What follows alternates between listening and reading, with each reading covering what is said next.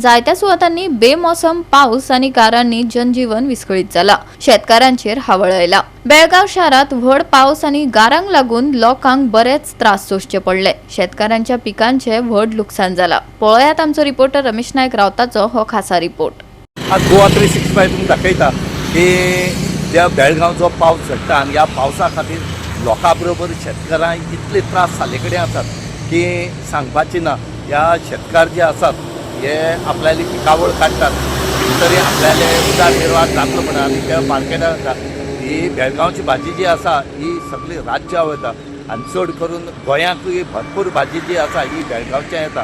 आनी आज काल जो पावस झडलो ह्या पावसान इतलो पावस झडलो की ह्या पावसान तेंची जी भाजी आसा ही सगळी पिड्ड्यार जावन गेले कडेन आसा।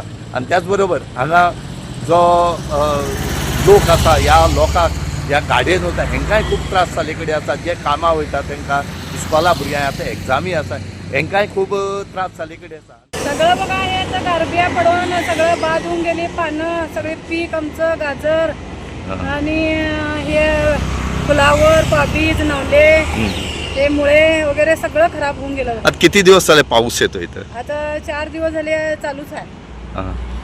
त्यामुळे पिकावर पिकावर फुल असं हे होऊन गेलं आमचं आता बरबाद होऊन गेलं। मग काय शेतकऱ्यांना काय मिळतं तुम्हाला? काय कोण आता दादच द्यायला तयार नाहीत। पण फक्त शेतकार पीक पिकवतो तेवढंच काय महाग घेत नाहीत आमचं काय नाही। गाजर पिजर 100 रुपये घेतात 20 किलो काय तर फायदा पडणार आम्हाला। आळच आहे 200 रुपये मजुरी त्यात काय फायदा मिळणार? त्यामध्ये पावसाने सगळे पावसाने बाजा। काय तुम्ही मदत मागतात सरकारकडे? सरकारकडे मदत मागायलाच की आम्हाला रेट वाढवून द्या, आमचं काय तर बोललेलं आमचं काय तर दाद द्या। पण काहीच फायदा नाही, काहीच फायदा नाही, ऐकतच नाही सरकार। परवा मागल्यानं ते पडलेलं ते हेलस्ट्रोम काय म्हणतात त्याला गार एवढी गार पडले की नाही सगळं नुकसान होऊन गेलं। काय काय आमचं राहिलं नाही, काय राहिलं नाही।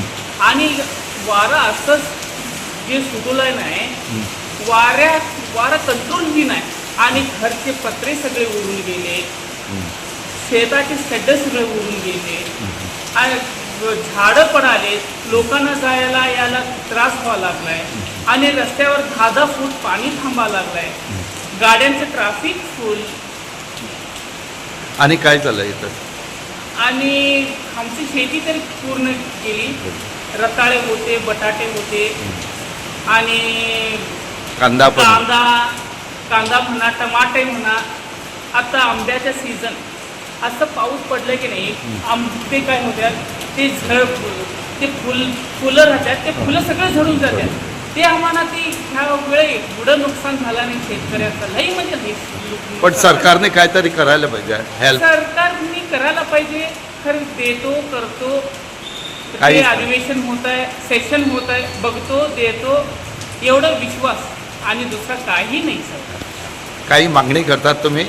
मागणी तरी आहेच आमची दरवर्षी, ते आमचे शेतं जातात। आता अकाली हे बघा पाऊस असा पडायला लागलाय आणि पुढच्या महिन्यात आता आम्ही शेतकऱ्यांनी सगळी मिळून आम्ही काय करतो शेतं स्वच्छ करून घ्यायला पाहिजे।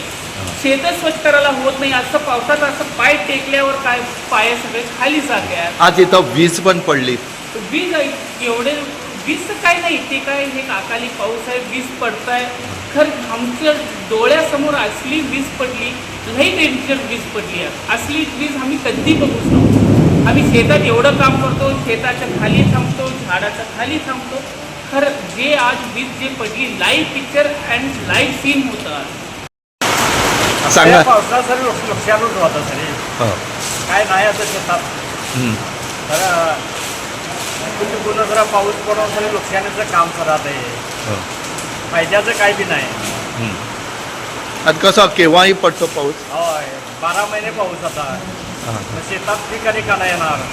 आता तुमचं शेताचं कसं काय होणार?